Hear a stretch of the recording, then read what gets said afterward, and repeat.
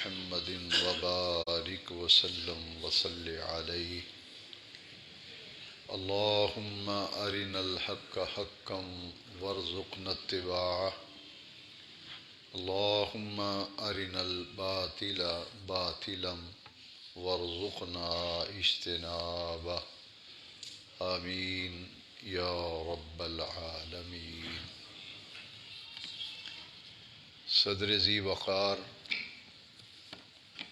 گرامی مرتبت مخدوم اہل سنت حضرت مولانا الحاج فیض الرحمن صاحب کریمی مدظ اللہ العالی،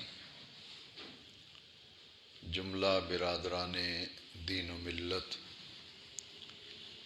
درس قرآن و حدیث کی ماہانہ مبارک نشست ہے، محفل پاک ہے، جس میں ہم سب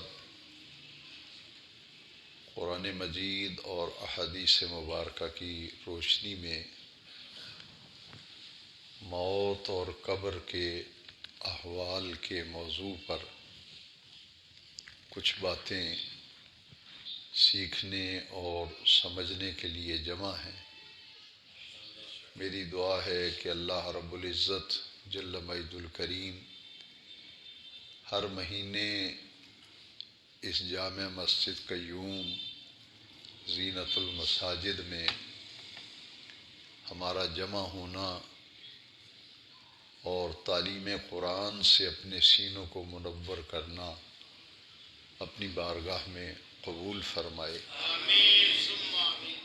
درس قرآن و حدیث کمیٹی کے تمام معزز اراکین اور تمام احباب کو اللہ تبارک و تعالی جزائے خیر عطا فرمائے، جو ہر مہینے اس مبارک تقریب کا اہتمام کرتے ہیں اور اللہ کریم کے عطا کیے ہوئے رزق مال میں سے خرچ کرتے ہیں۔ اللہ ان سب حضرات کو جزائے خیر عطا فرمائے۔ اس مسجد شریف کو اللہ تعالیٰ صبح قیامت تک آباد اور شاد فرمائے۔ اس کی رونقوں میں اللہ کریم دن دگنی رات چوگنی ترقی عطا فرمائے۔ قرآن مجید کے 28ویں پارہ میں سے سورہ جمعہ کے پہلے رکوع کی آخری آیت کریمہ تلاوت کی ہے، اور یہ سورہ جمعہ کی آیت نمبر 8 ہے، جس میں اللہ رب العزت جل مجد الکریم نے فرمایا، قل، اے پیارے محبوب کریم صلی اللہ علیہ وسلم، آپ ارشاد فرما دیجئے، ان الموت الذی تفرون منہ، یہ وہی موت ہے جس سے تم بھاگتے ہو، فَإِنَّهُ مُلَاقِيكُمْ، وہ تمہیں ضرور ملتی ہے، موت ہر ایک سے ملتی ہے، اور موت کے ملنے کے بعد فرمایا ثُمَّ تُرَدُّونَ، پھر تم لوٹائے جاؤ گے، اِلَىٰ عَالِمِ الْغَیْبِ وَالشَّہَادَةِ، جو چھپی ہوئی چیزوں کو بھی جاننے والا ہے اور جو چیزیں ظاہر ہیں کھلی ہوئی ہیں ان کو بھی جاننے والا ہے۔ موت ہر کسی کو مل کے رہے گی۔ اور پھر دوسری بات اس آیت کریمہ میں یہ بیان کی گئی کہ تم اللہ کریم کی بارگاہ میں لوٹائے جاؤ گے، لے جائے جاؤ گے، ثم تردون الی عالم الغیب والشہادہ، جب اللہ کریم کی بارگاہ میں ہم لوٹائے جائیں گے تو پھر اللہ کریم ہمیں آگاہ فرمائے گا، فَيُنَبِّئُكُمْ، پھر اللہ کریم ہمیں بتائے گا، ہمیں آگاہ فرمائے گا، بما کنتم تعملون، جو کچھ دنیا میں انسان کرتا رہا ہے اس کے تمام اعمال کے بارے میں پھر اسے بتایا جائے گا کہ یہ تمہارا عمل نامہ ہے، یہ تمہارے کام ہیں جو تم دنیا میں کرتے رہے۔ اس آیت کریمہ میں یہ مضمون بیان کیا گیا کہ وہ لوگ جو موت سے بھاگتے ہیں، موت کے ذکر سے بھی کراہت محسوس کرتے ہیں، پسند نہیں کرتے کہ موت کا تذکرہ اور موت کا ذکر کیا جائے، ان لوگوں پہ بھی ذائقہ موت وارد ہوتا ہے، موت انہیں ملتی ہے۔ ملاقیکم، وہ مل کے رہے گی تمہیں، جتنا بھی اس سے بچنے کی کوشش کرو گے، راہ فرار اختیار کرو گے، یہ تو تمہیں مل کے رہے گی۔ ملاقیکم، ہر کسی کو موت ملتی ہے۔ صرف موت ملنے کے بعد آدمی ختم نہیں ہوگا، بلکہ فرمایا ثم تردون الی عالم الغیب والشہادہ، تم اللہ کریم کی بارگاہ میں لوٹائے جاؤ گے، پھر ہمارے تمام اعمال جو ہیں وہ ہمارے سامنے رکھ دیے جائیں گے۔ قرآن مجید کی دوسری آیت کریمہ میں اسے واضح کیا گیا، من یعمل مثقال ذرۃ خیر یرہ ومن یعمل مثقال ذرۃ شر یرہ، جس نے ذرہ برابر نیکی کی ہوگی وہ اپنی آنکھوں سے دیکھ لے گا، یہ میری وہی نیکی ہے جو میں نے دنیا میں کی تھی، اور اگر کسی سے گناہ اور برائی کا ارتکاب ہوا تو وہ بھی اپنی آنکھوں سے دیکھ لے گا کہ یہ وہی میرا گناہ ہے، یہ میری وہی غلطی ہے، خطا ہے جو میں نے دنیا میں کی تھی۔ تو گویا کہ موت ایک ایسی حقیقت ہے جس سے ہر کسی کو واسطہ پڑے گا۔ دنیا میں وہ لوگ موجود ہیں جو اللہ کریم کا انکار کرتے ہیں، اللہ کو نہیں مانتے، اللہ پر ایمان نہیں رکھتے۔ ایسے لوگ بھی ہیں جو رسول اللہ صلی اللہ علیہ وسلم کو نہیں مانتے، ان پر ایمان نہیں رکھتے۔ لیکن موت ایک ایسی چیز ہے جس کا انکار کرنے والا کوئی بھی دنیا میں نہیں۔ اس آیت کریمہ کی تفسیر پڑھیں، مفسرین کرام نے لکھا ہے کہ خدا کا انکار کرنے والے آپ کو ملیں گے، رسول کریم صلی اللہ علیہ وسلم کی ایمان نہ لانے والے ملیں گے، لیکن موت ایک ایسی اٹل حقیقت ہے جس کا کوئی بھی منکر دنیا میں موجود نہیں۔ دین اسلام میں موت کا جو تصور ہمیں دیا گیا ہے وہ باقی تمام مذاہب سے بالکل مختلف ہے۔ اس آیت کریمہ میں اس کی نشاندہی فرما دی گئی۔ دو آیتیں اور میں عرض کروں گا، بلکہ تین آیتیں۔ تو سب سے پہلے ہم موت کی حقیقت کے بارے میں اچھی طرح آگاہ ہو جائیں۔ ایک تو یہ ہے کہ موت تو ہر ایک سے مل کے رہے گی، ملاقات کرے گی، ملاقیکم، موت ملے گی، ملاقات ہوگی، اس سے واسطہ پڑے گا۔ دوسری آیت کریمہ جو قرآن مجید میں فرمائی گئی، کل نفس ذائقۃ الموت، جو بڑی مشہور و معروف آیت کریمہ ہے، جو ہر چھوٹے بچے کو بھی مسلمان جو ہے اسے یاد ہے۔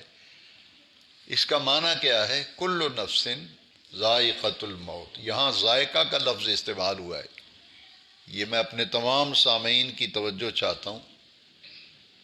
اس آیت کا معنی کیا ہے؟ کل نفس، ہر جان نے، ہر ذی روح نے موت چکھنی ہے۔ کل نفس ذائقۃ الموت، اس کا معنی یہ ہے ہر کسی کو موت چکھائی جاتی ہے۔ ایک ہے کھانا اور ایک ہے چکھنا، کھانا اور ہے اور چکھنا۔ اس آیت میں ذائقہ کا لفظ، ذائقہ کتنی دیر کے لیے ہوتا ہے، اور جو چیز چکھی جاتی ہے وہ کیسے؟ آپ نے کسی چیز کا نمک مرچ اگر چیک کرنا ہے تو یوں انگلی لگا کے آپ زبان پہ بس ایسے ہی رکھتے ہیں، پوری پیالی نہیں کھاتے، بس ایسے کرتے ہیں، تو مومن جو ہے اسے صرف موت جو ہے وہ چکھائی جاتی ہے. موت چکھنے سے اس کا یہ حال ہوتا ہے، اگر موت کھلائی جائے تو کیا حال ہوگا. یہ صرف ذائقہ موت ہے. موت چکھائی جاتی ہے. کل نفس ذائقۃ الموت، موت چکھائی جاتی ہے. اور اس آیت میں بیان کیا گیا کہ موت مل کے رہے گی. اور دوسری آیت جو میں نے پڑھی اس میں ہر ذی روح کو موت چکھائی جائے گی. ہر کسی نے موت چکھنی ہے. دو آیتیں جن میں اللہ کریم نے موت کی کیفیات کا بیان کیا ہے. ایک تو یہ کیفیت ہے کہ جب وقت آ جانا ہے، موت کا وقت ہر کسی کا اللہ کریم نے مقرر فرمایا ہے. ہمارے نام کے ساتھ ہمارا دنیا سے جانے کا جو وقت ہے، تاریخ، وہ دن، وہ وقت، کسی کا اگر 9 بجے انتقال ہونا ہے تو باقاعدہ اس میں اس کا جو گھڑی جانے کی لکھی ہوئی ہے اسے قرآن کی اصطلاح میں اجل کہتے ہیں. اجل کہتے ہیں وہ وقت جس پر آدمی پہ وہ موت چکھائی جائے گی. جس وقت موت چکھائی جائے گی اس وقت کو کیا کہتے ہیں؟ وقت اجل. انبیاء کی موت کا معاملہ الگ ہے اور ہر آدمی کا مرنا الگ ہے. یا یہ نقطہ سمجھ لیجیے، اگرچہ یہ موضوع نہیں ہے لیکن ضمناً یہ بات آ گئی، اس لیے ہر کسی کے لیے یہ مسئلہ سمجھنا ضروری ہے. موت ہر کسی کو چکھائی جائے گی. انبیاء کو بھی موت چکھائی جائے گی اور چکھائی جاتی ہے. قانون قدرت ہے اور دستور ہے. لیکن یہ یاد رکھیے کہ قرآن مجید میں اللہ کریم نے حضور نبی کریم علیہ السلام کے دنیا سے جانے کی کیفیت کو الگ بیان کیا اور باقی سب کے دنیا سے جانے کو الگ بیان کیا. آیت کریمہ قابل توجہ ہے، ذرا غور سے سنیں. انک میت وانہم میتون. انک میت، میت واحد ہے کہ محبوب صلی اللہ علیہ وسلم آپ کو بھی دنیا سے جانا ہے. آپ پر بھی ذائقہ موت جو ہے وہ وارد کیا جائے گا. انک میت واحد. باقی ہر کسی کے مرنے کا جمع کے صیغے سے ذکر کیا. فَإِنَّهُمْ مَيِّتُونَ. فَإِنَّهُمْ مَيِّتُونَ. گویا کہ حضور کا ذائقہ موت جو ہے اس کی کیفیت الگ ہے، باقی ہر کسی کی موت کی کیفیت الگ ہے. جسے سیدی اعلیٰ حضرت امام شاہ احمد رضا خان علیہ الرحمہ نے بیان فرمایا، انبیاء کو بھی اجل آنی ہے. اجل موت کا وقت، انبیاء کو بھی اجل آنی ہے اور فقط آنی ہے. پہلی آنی کا معنی ہے کہ موت تو آئے گی، انبیاء بھی دنیا سے چلے گئے، رسول بھی چلے گئے، جانا تو ہے سب نے. لیکن دوسرے آنی کا معنی ہے، آن کہتے ہیں ایک گھڑی کو، ایک ساتھ. انبیاء کو بھی اجل آنی ہے اور فقط آنی ہے. بس وہ ذائقہ موت چکھا دیا گیا، ایک آن کے لیے ان پہ موت طاری ہوتی ہے. لہذا موت ایک ایسی حقیقت ہے جس سے ہر کسی کا واسطہ پڑے گا. اس کو قرآن مجید میں بیان کیا گیا. جو اجل ہے نا، اجل میرے اور آپ کے دنیا سے جانے کا وقت، اس میں نہ تقدیم ہوتی ہے نہ تاخیر ہوتی ہے. تقدیم کا معنی یہ ہے کہ جو وقت اللہ نے مقرر کیا ہے اس سے پہلے موت آتی ہی نہیں، اور نہ تاخیر ہوتی ہے، نہ اس سے پہلے موت آتی ہے نہ وہ موت لیٹ ہوتی ہے. عین اس لمحے جو اجل وقت مقرر ہے، اس مقررہ وقت پر پھر ہم سب اس دنیا کو چھوڑ کر جائیں گے. یہ آیت کریمہ میں بیان کیا گیا. میں اب آیت کریمہ پڑھتا ہوں. اذا جاء اجلہم، جب اجل آ جائے، لا یستاخرون ساعتا، ساعت ایک لمحہ بھی موت جو ہے نہ مؤخر ہوتی ہے نہ مقدم ہوتی ہے. اذا جاء اجلهم لا يستاخرون ساعة ولا يستقدمون. وقت سے پہلے موت نہیں آتی نہ وقت کے بعد آتی ہے. عین وہ وقت جو ہو جاتا ہے تو ذائقہ موت چکھایا جاتا ہے، روح بندے کی پرواز کر جاتی ہے.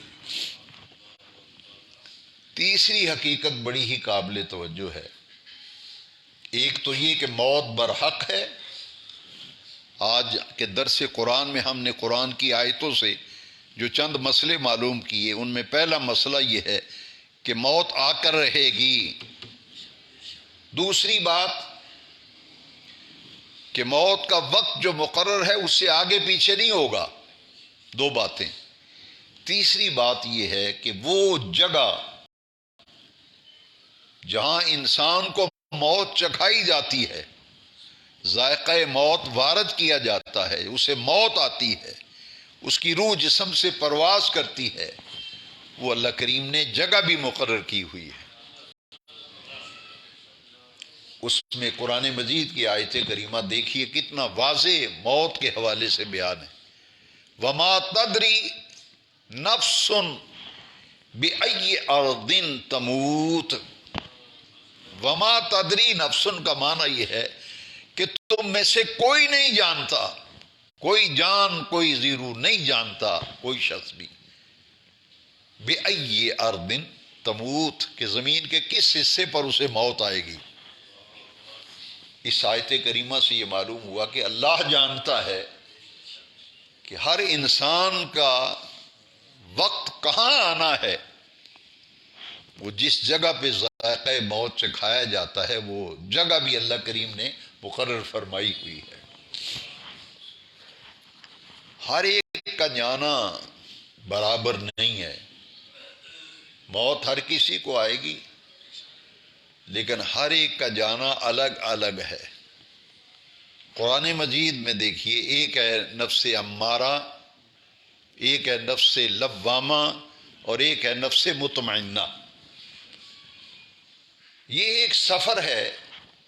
نفس لوامہ تک، نفس امارہ سے آدمی نفس لوامہ تک پہنچتا ہے، اور نفس لوامہ سے پھر نفس مطمئنہ تک جو پہنچ جاتا ہے، اس کا ذکر پھر قرآن مجید میں آیا کہ وہ شخص، اس کے لیے موت کتنی آسان ہو جاتی ہے، وہ موت کی تلخیوں سے کیسے بچتا ہے کہ عین موت کے وقت اسے پھر بشارت ملتی ہے.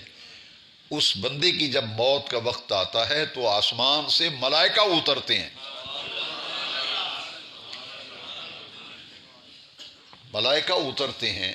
قرآن کی آیت کریمہ سنیے، یا ایتھا النفس المطمئنہ، اے نفس مطمئنہ، ارجعی الی ربک، واپس آ جا اپنے رب کے پاس. جب اس کی روح نکالی جاتی ہے، جان نکالی جاتی ہے، روح قبض کی جاتی ہے، کتنے پیارے لفظ استعمال کرتے ہیں فرشتے، ارجعی الی ربک، چل اپنے گھر جا رہے ہیں. یہ تیرا پردیس تھا، تو اپنے دیس میں جا رہا ہے. ارجعی الی ربک، جس رب کی طرف سے تو دنیا میں آیا تھا نا، اسی رب کی بارگاہ میں چل، لوٹا، واپس آ جا، پلٹا، الی ربک، اپنے پروردگار کی طرف. یہ دو لفظ اس آیت کے جو آخری ہیں وہ بڑی توجہ چاہتے ہیں. راضیتم مرضیہ، اے نفس مطمئنہ، لوٹا پلٹا اپنے پروردگار کی طرف. راضیتن، تیرا رب تجھ سے راضی ہے. مرضیہ، تیرا رب تجھ سے راضی ہے، تو اپنے رب کی عطاؤں پر اپنے رب سے راضی ہے. راضیتم مرضیہ. آئیے میں اور آپ مل کر دعا کرتے ہیں کہ اللہ تعالی ہمیں ایسی موت دے جس موت کا ذکر قرآن مجید کی اس آیت کریمہ میں. بس وہ دنیا میں جب جائے گا تو وہ کامیاب ہو کے جائے گا، باقی سب ناکام ہو کے جائیں گے. اسے موت کے وقت فرشتے کہتے ہیں کہ چل اپنے رب کی بارگاہ میں، تیرا رب تجھ پہ راضی ہے، تیرا رب تجھ پہ. راضیتم مردیہ، رب بھی راضی ہے، مردیہ، اور تو اپنے رب کی عطاؤں پر اپنے رب سے راضی ہے۔ اسے کہتے ہیں خاتمہ بالخیر، خاتمہ بالایمان۔ جس کو موت کے وقت ایمان پر خاتمہ نصیب ہو گیا، اور جس کو موت کے وقت ایمان کی حالت میں جانا نصیب ہو گیا، کلمہ طیبہ نصیب ہو گیا، وہ بڑا خوش قسمت ہے۔ پھر ملائکہ آسمانوں سے اس کا استقبال کرنے کے لیے آتے ہیں۔ راضیتم مردیہ، صرف یہ نہیں کہ تیرا رب راضی ہے تجھ پہ، تو اپنے رب سے راضی۔ فرمایا فادخلی فی عبادی، فادخلی فی عبادی، میرے بندوں میں شامل ہو جا، وادخلی جنتی، اور میری جنت میں داخل ہو جا۔ یہ جنت کی بہاریں تیری منتظر ہیں۔ ایک موت وہ ہے کہ جب روح نکالی جاتی ہے اسے بشارت دی جاتی ہے تیرا رب تجھ پہ راضی ہے، تو اپنے رب کی عطاؤں پر رب سے راضی ہے، تو اللہ کے بندوں میں شامل ہو رہا ہے، تو جنت میں جا رہا ہے۔ اور اس وقت تک اس کو موت نہیں آتی، ادھر جان نکلنے کا وقت آتا ہے، فرشتے روح قبض کرنے آتے ہیں، اور جس کا خاتمہ ایمان پر ہو رہا ہوتا ہے اس کو جنت میں اس کا گھر دکھا دیتے ہیں۔ جنت میں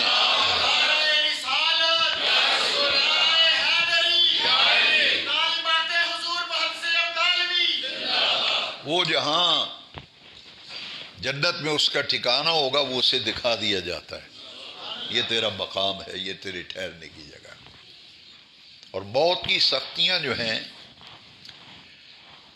حضور نبی کریم صلی اللہ علیہ وسلم نے بڑی کثرت سے احادیث میں ذکر ہے، جن کا خلاصہ میں عرض کرتا ہوں۔ بعض لوگوں کی جان اس طرح نکلتی ہے کہ جیسے حدیث شریف میں ہے کہ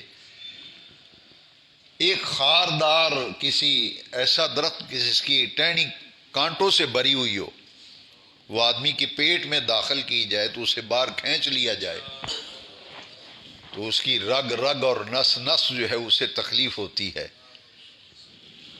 کئی لوگوں کی جان اس طرح سے نکلتی ہے، اور جو اللہ اور اس کے رسول کے فرما بردار بن کے زندگی گزارتے ہیں، جو صاحب ایمان ہوتے ہیں، جن کے پاس مومن ایمان بھی ہو اور عمل صالح بھی ہو، نیک عمل بھی ہو، ان کی روح اس طرح قبض کی جاتی ہے، جان اس طرح سے نکلتی ہے جیسے مکھن میں سے بال نکالتے ہیں۔ یا حدیث شریف میں ہے کہ پانی کی مشکیزہ، مشک پانی کی بھری ہوئی ہو، اس کا منہ آگے سے کھول دیا جائے تو پانی آسانی سے سارے کا سارا خارج ہو جاتا ہے۔ اسی طرح اس آدمی کی روح نکلتی ہے کہ پتہ ہی نہیں چلتا۔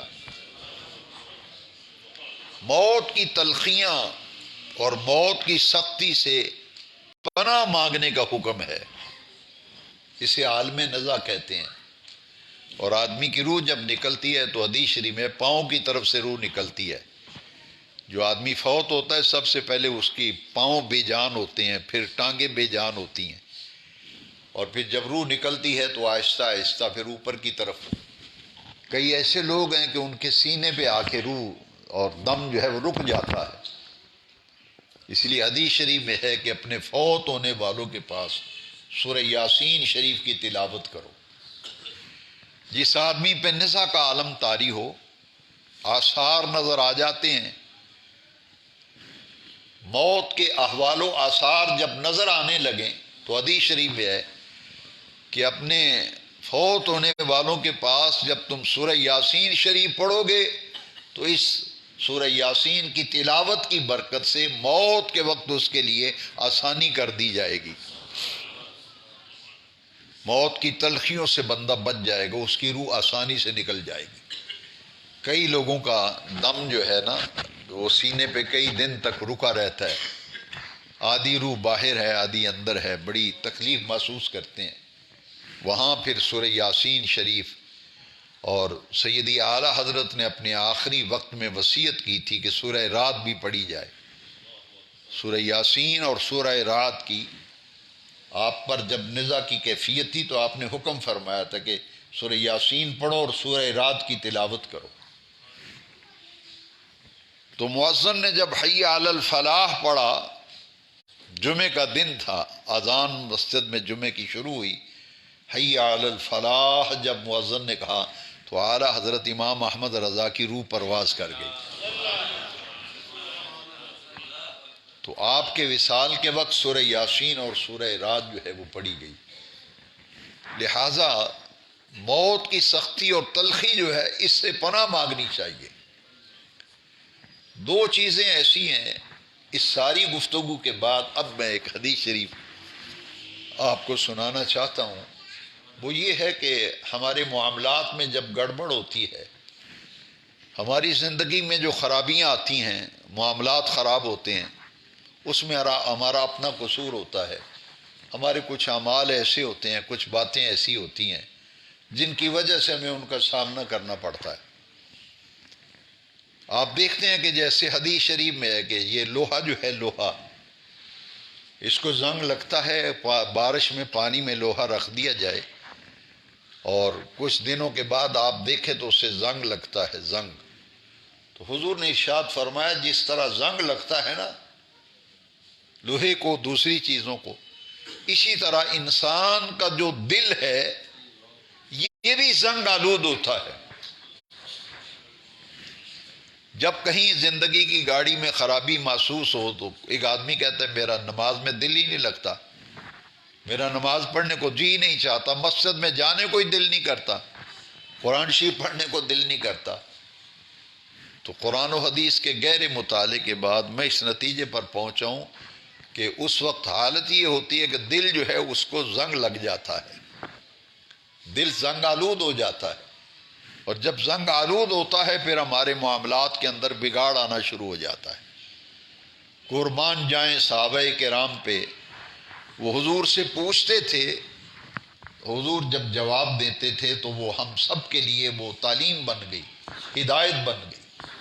میرے آقا نے جب فرمایا نا کہ دل بھی زنگ آلود ہوتے ہیں، جس طرح لوہے کو زنگ لگتا ہے دلوں کو بھی زنگ لگتا ہے۔ تو صحابہ نے پوچھا حضور یہ دلوں کا زنگ کیسے دور ہوگا؟ دل کا زنگ کیسے دور ہوگا؟ حضور نے فرمایا دو چیزیں اپنا لو، دل کا زنگ جو ہے وہ دور ہو جائے گا۔ دو چیزیں حضور نے بیان فرمائی۔ کیا کیا؟ فرمایا ایک تلاوت القرآن، ایک قرآن مجید کی تلاوت، اور دوسرا اپنی موت کو کثرت سے یاد کرنا۔ دو چیزیں حضور نے بتائی، ایک تلاوت قرآن اور ایک موت کو کثرت سے، بہت زیادہ موت کو یاد کرنا۔ یہ سوچتے رہنا یار ایک دن میرا بھی آئے گا نا، کسی کا جنازہ کندھے پہ اٹھا کے میں لے جا رہا ہوں، ایک دن میرا بھی جنازہ اسی طرح اٹھایا جائے گا۔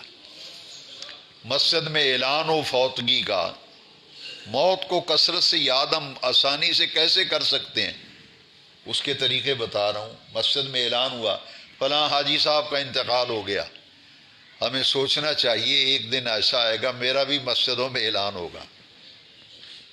آج ان کا اعلان ہو رہا ہے کل میرا بھی اعلان ہوگا۔ آج ان کا جنازہ بازار میں سے گزر رہا ہے، کل میرا جنازہ بھی گزرے گا۔ اور کسی کو قبر میں اتارا جا رہا ہو تو میں اور آپ سوچیں کہ آج ہمارا دینی بھائی، اس کے لیے ہم نے قبر کھودی ہے، اپنے ہاتھوں سے اپنے پیاروں کو قبر میں اتار رہے ہیں، تو ایک وقت ایسا آئے گا کہ مجھے بھی میرے پیارے اپنے ہاتھوں سے قبر میں اتاریں گے۔ یہ ہے کثرت سے موت کو یاد کرنا۔ دو چیزوں سے دلوں کا زنگ دور ہوتا ہے، حضور نبی کریم صلی اللہ علیہ وسلم کی حدیث، ایک قرآن مجید کی تلاوت اور ایک موت کو کثرت سے یاد کرنا۔ یہاں مجھے ایک حدیث یاد آ گئی کہ حضور نے فرمایا ہر آدمی کی قبر اسے ایک دن میں 5 مرتبہ یاد کرتی ہے۔ کتنی مرتبہ؟ ہر ایک آدمی کی موت الگ الگ ہے، ہر ایک کی موت اور ہر ایک کی قبر۔ یہاں اس حدیث میں آیا ہے کہ ہر آدمی کی قبر اسے ایک دن میں 5 مرتبہ یا قبر سے مراد یہاں یہ ہے کہ جہاں آپ نے دفن ہونا ہے، میں نے دفن ہونا ہے، ہم میں سے جو کوئی جہاں جہاں دفن ہوگا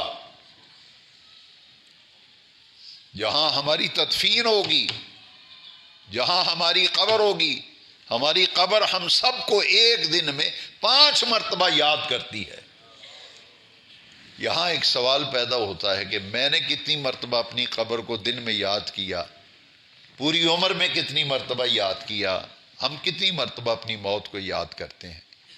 موت کیا کہتی ہے؟ حدیث شریف میں ہے، موت کہتی ہے، قبر کہتی ہے، قبر 5 دن میں 5 مرتبہ یاد کرتی، قبر کہتی ہے آنا بیت التراب، میں مٹی کا گھر ہوں، میرے پاس آنا ہے تو تیاری کر کے آ۔ آنا بیت وحشیہ، میں ڈرونا گھر ہوں، تنہائی کا گھر ہوں، میں تاریک گھر ہوں، میرے پاس آنا ہے تو خالی ہاتھ نہ آ، کچھ اپنا انتظام کر کے آ۔ قبر میں اندھیرا بھی ہوگا، قبر میں تنہائی بھی ہوگی، وحشت بھی ہوگی، خوف بھی ہوگا، قبر کا مونس و غمخوار بھی چاہیے۔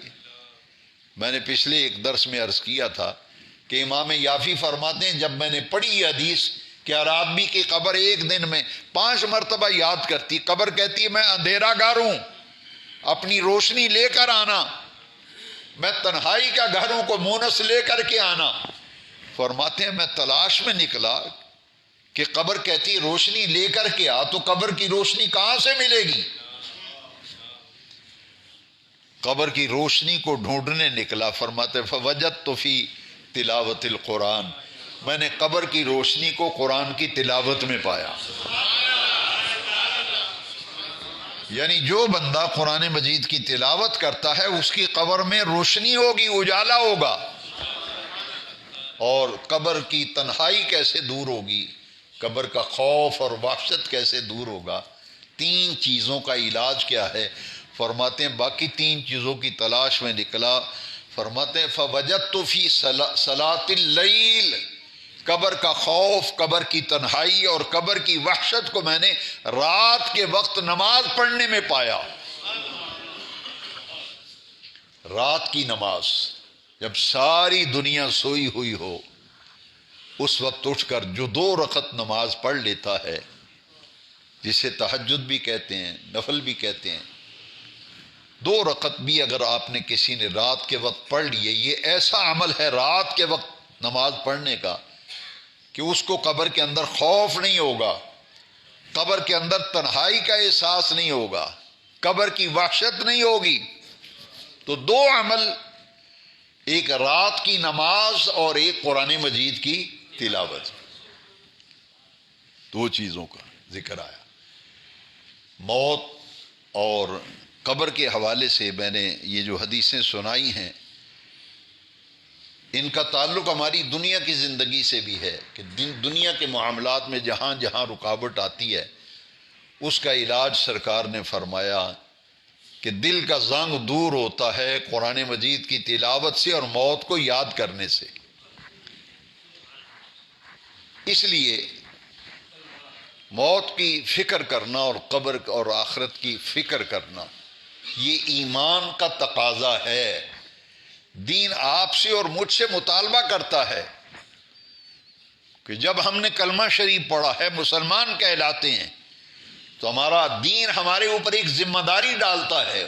وہ ذمہ داری کیا ہے کہ یہ دنیا میں سدا نہیں رہنا، تمہارے باپ دادا چلے گئے، تم بھی جاؤ گے، تو جہاں جانا ہے وہاں کے لیے بھی کچھ تیاری کی ہے یا نہیں کی؟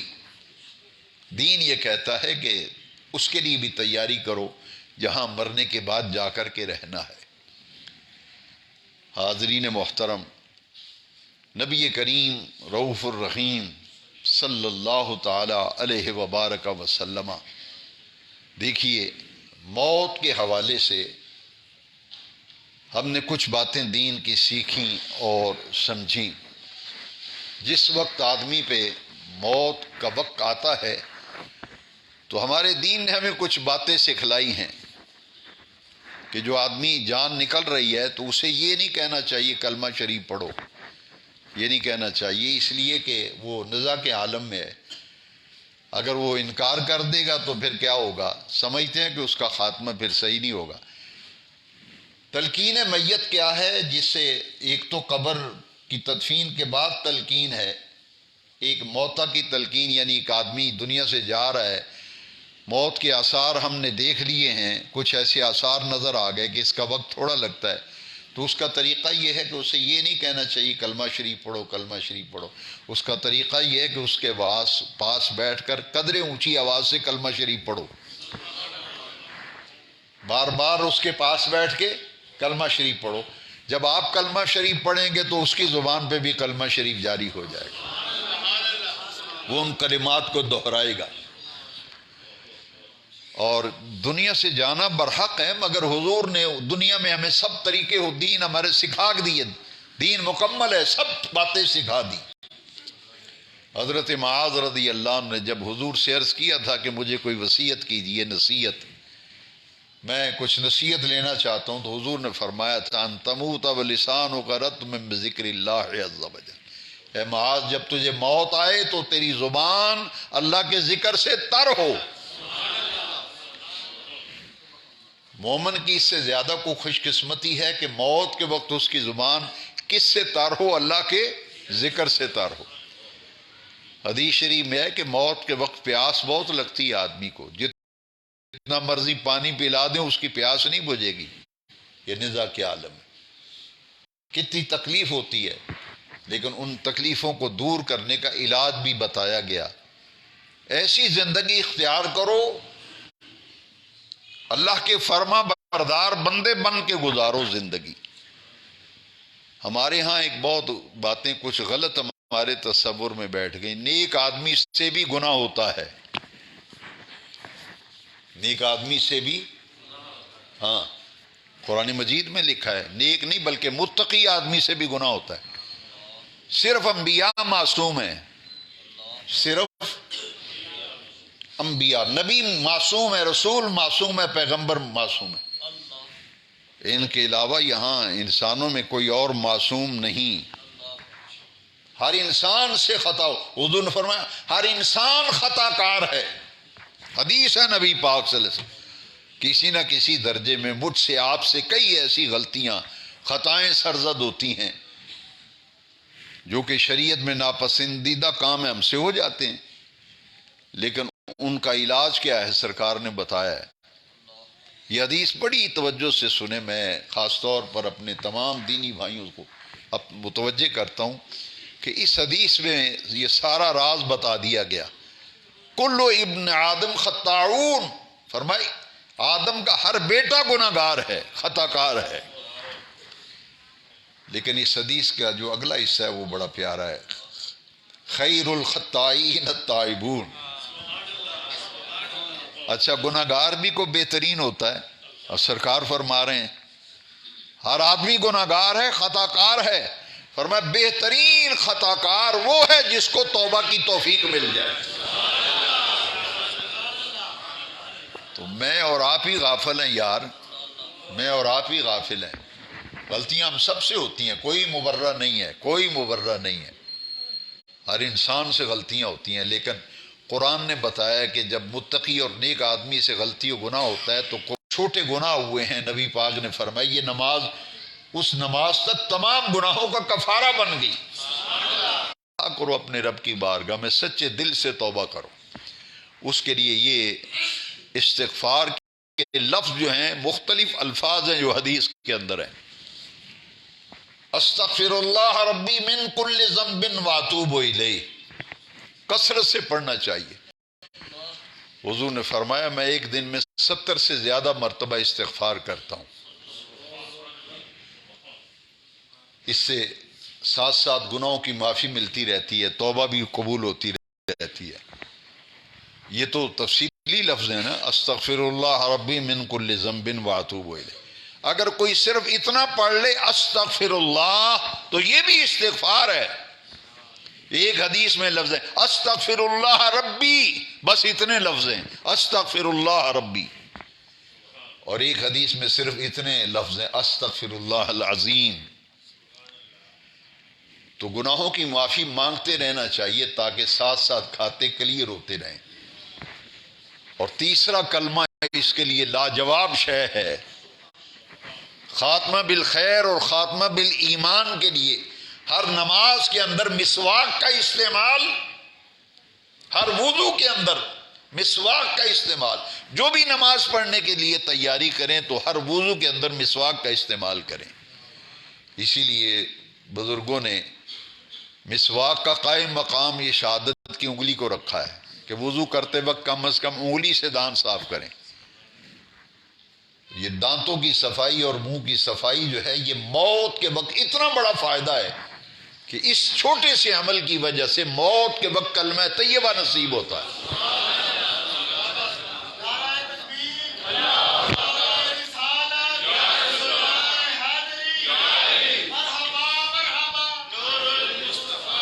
تو موت کے وقت ہمیں اللہ آسانیاں فرمائے. وہ تفصیلی موضوع ہے کہ وہ کون کون سے عمل ہیں جس کی وجہ سے موت کے وقت پریشانی ہوتی ہے جب جان نکلتی. ان میں سے ایک دو عمل بتا دیتا ہوں. ماں باپ اگر ناراض ہوں نا، ماں باپ ناراض ہوں، کسی کے ماں باپ ناراض ہوں، جب اس کو موت کا وقت آتا ہے تو بڑی اذیت کا سامنا کرنا پڑتا ہے اور اندیشہ ہوتا ہے کہ کہیں سوء ایمان کا شکار نہ ہو جائے. اس لیے ماں باپ کو راضی رکھنا، ان کی رضا میں اللہ کی رضا ہے، ان کی ناراضگی میں اللہ کی ناراضگی ہے. کسی کو دکھ اور تکلیف نہ دینا، کسی کو اذیت نہ دینا، بے ضرر ہونا. مسلمان ہوتا ہی بے ضرر ہے. یہ ہماری بدقسمتی ہے، ہم نے تو دین کو سمجھنا چھوڑ دیا ہے. حضور نے فرمایا المسلم من سلم المسلمون من لسانہ و یدہ. حقیقی معنوں میں مسلمان وہ ہے جو نہ ہاتھ سے کسی کو تکلیف دیتا ہے نہ زبان سے تکلیف دیتا ہے. بے ضرر بن جاؤ، کسی کے لیے تکلیف کا باعث نہ بنو، نرم ہو جاؤ، نرم.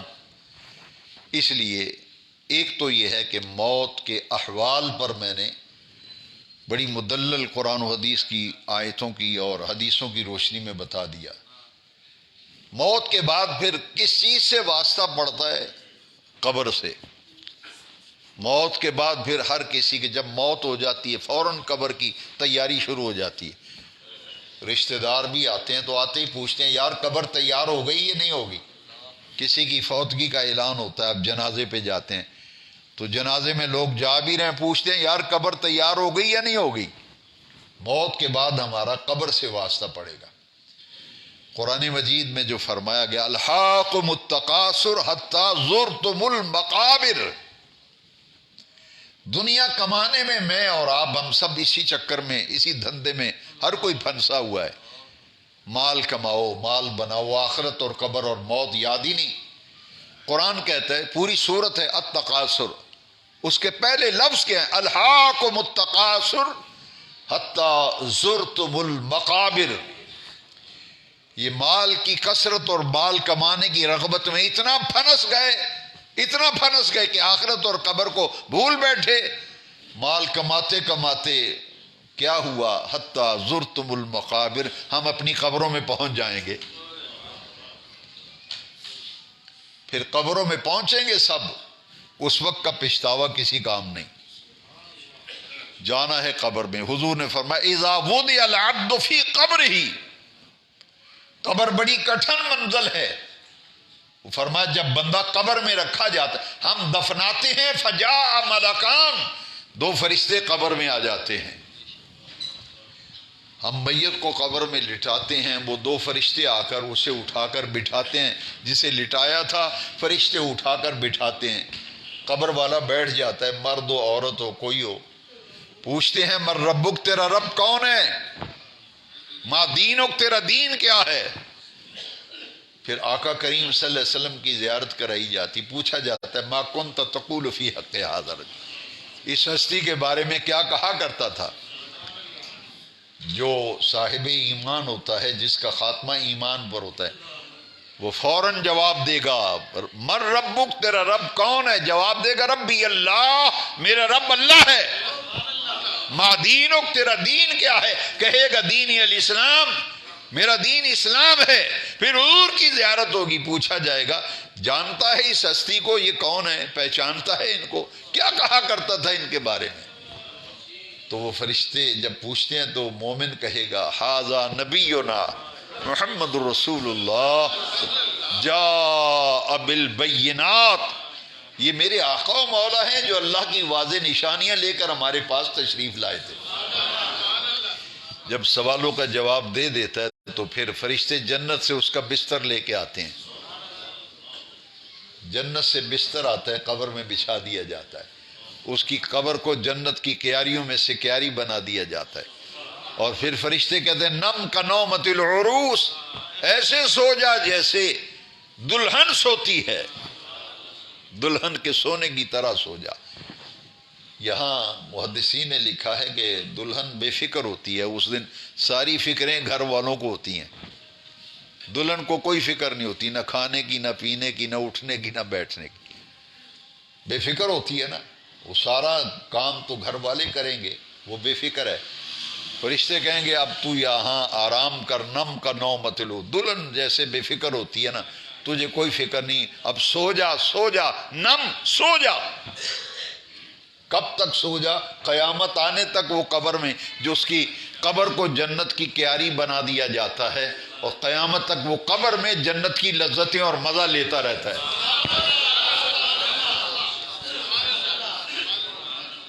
قبر کے احوال کے بارے میں چند حدیثیں میں سناؤں گا۔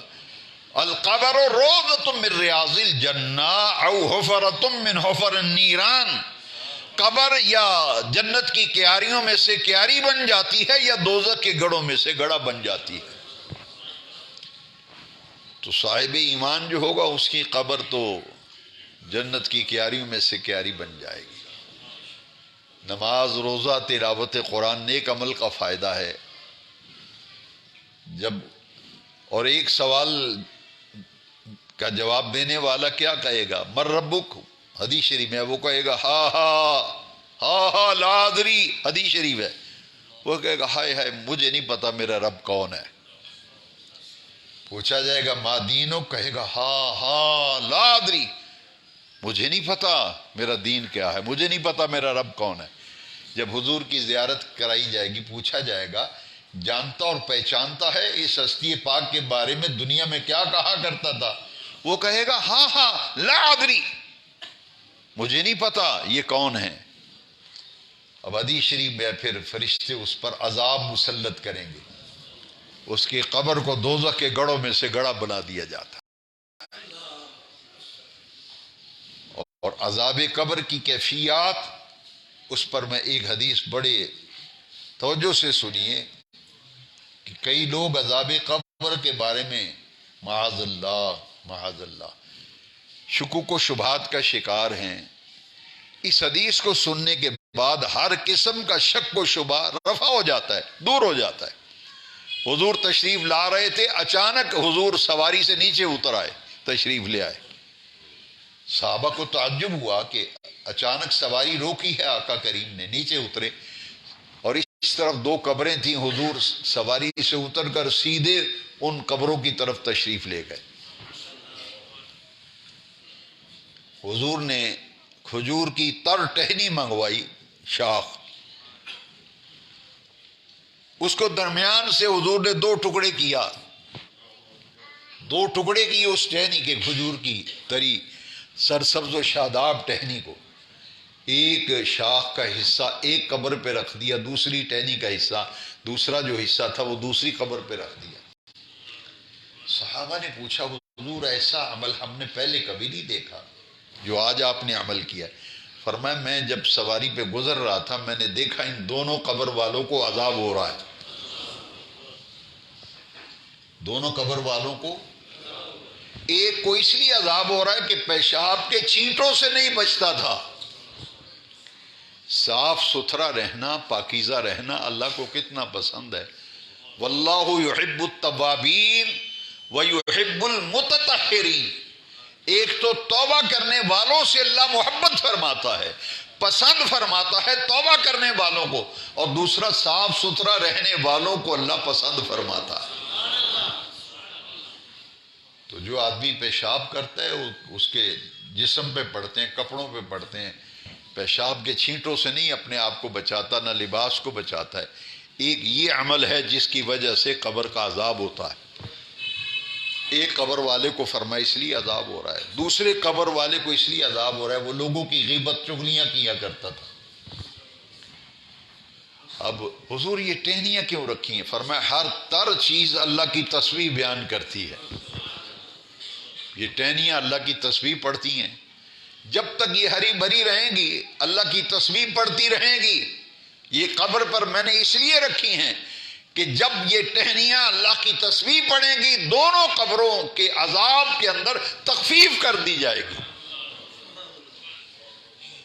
تو دونوں قبروں پر حضور نے تر ٹہنیاں کھجور کی رکھوائی تھی. عذاب قبر جو ہے وہ برحق ہے. اور جو نیک آدمی جب قبر میں جاتا ہے اللہ اکبر کیسی اس کی قبر کی بہاریں ہوتی ہیں. اور میں نے پہلے آپ کو حدیث سنائی کہ قبر جو ہے 5 مرتبہ یاد کرتی ہے نا دن میں. حضور کی ایک صحابی کا انتقال ہونے لگا تو انہوں نے وصیت کی تھی کہ اونٹ کو ذبح کرنے اس کے گوشت بنانے میں جتنا وقت لگتا ہے نا مجھے دفنانے کے بعد اتنی دیر میری قبر پر موجود رہنا، میں مانوس رہوں گا. حدیث شریف میں ہے جب تم میت کو دفن کر کے آتے یسمع قرع نعالہم، جو لوگ میت کو دفنانے کے بعد واپس آتے ہیں تو قبر والا جو ہے ان کے قدموں کی آہٹ کو بھی سنتا ہے. اسی لیے حدیث شریف میں ہے کہ جب میت کو دفن کرو تو سرانے کی طرف سورہ بقرہ کی پہلی آیات پڑھو اور دفنانے کے بعد قدموں کی طرف کھڑے ہو کر سورہ بقرہ کی آخری آیتیں پڑھو تاکہ قرآن پڑھا جائے گا اور قبر پر رحمت الہی کا نزول ہوگا. اور یہ قیامت تک پھر قبر میں رہتا ہے مردہ. اور جب قیامت آئے گی تو حضور نے فرمایا قبروں سے لوگ اٹھائے جائیں گے میدان محشر میں پھر جمع کیے جائیں گے. سب سے پہلے حضور فرماتے ہیں میری قبر کھلے گی. قیامت بپا ہوگی نا تو سب سے پہلے حضور کی قبر کھلے گی. آپ اپنی قبر انور سے جلوہ گر ہوں گے. پھر حضرت ابو بکر کی قبر کھلے گی. پھر حضرت عمر کی قبر کھلے گی. اس کے بعد پھر مدینہ شریف کا جو قبرستان ہے جنت البقیع شریف وہ کھلے گا. اہل بقیع باہر آئیں گے. اس کے بعد پوری دنیا میں کون سا قبرستان ہے جو کھلے گا؟ وہ مکہ شریف کا قبرستان جنت المعلا. یہ مکہ شریف کا قبرستان ہے وہ کھلے گا. پہلے حضور کی قبر انور، پھر حضرت ابو بکر کی، پھر حضرت عمر کی رضی اللہ عنہما، پھر اہل بقیع قبروں سے باہر آئیں گے. پھر مکہ شریف کا قبرستان کھلے گا. پھر سارے اہل قبور میدان محشر میں جمع کیے جائیں گے. پھر پوری دنیا کے قبرستان پھر ایک دم کھلیں گے. میدان محشر میں لوگ اکٹھے کیے جائیں گے. حاضرین محترم، موت اور قبر کا احوال جو ہیں آج یہ موضوع تھا ہمارا. اور اس موضوع کے انتخاب اور اس کے پر گفتگو اس لیے کی گئی تاکہ اصلاحی پہلو پیش نظر ہے ہمارے کہ میں اور آپ ہم اس بات کی فکر کریں کہ یہ دنیا میں یہاں ہمیشہ نہیں رہنا، چلے جانا ہے. موت کا انتظار جو ہے بھی ہمیں ہر وقت رہنا چاہیے. سیانے آدمی پتہ کیا کہتے تھے؟ کہتے تھے گاہک اور موت کا کوئی پتہ نہیں کس وقت آ جائے. بڑا پیارا جملہ ہے، کبھی اکیلے بیٹھ کے غور کرنا. کہتے ہیں گاہک کا بھی کوئی پتہ نہیں کس وقت آ جائے اور موت کا بھی کوئی پتہ نہیں. یہ ہماری مثال نہیں ہے، ہمارے بہت بڑے ایک عالم دین اور اہل سنت کے مایہ ناز مناظر، کل ان کا جنازہ ہوا ہے، علامہ سعید احمد صاحب اسد، جو مناظر اسلام تھے. یعنی تمام بد عقیدہ اور بد مذہبوں کو ان کے جتنے بھی سوالات ہوتے تھے وہ تقریر جب کرتے تھے کہتے تھے لے آؤ کوئی سوال ہے تو لے آؤ. جس کا کہیں حل نہیں ہوتا تھا ایسا جواب دیتے تھے کہ لاجواب ہو جاتے تھے لوگ. ساری زندگی انہوں نے مسلک کا پہرا دیا ہے. اور ان کے والد بہت بڑے عالم تھے، علامہ مفتی محمد امین صاحب رحمۃ اللہ علیہ. ان کے بیٹے تھے مناظر اسلام حضرت علامہ پروفیسر محمد سعید احمد اسد. دیکھیے کیسی موت آئی ہے.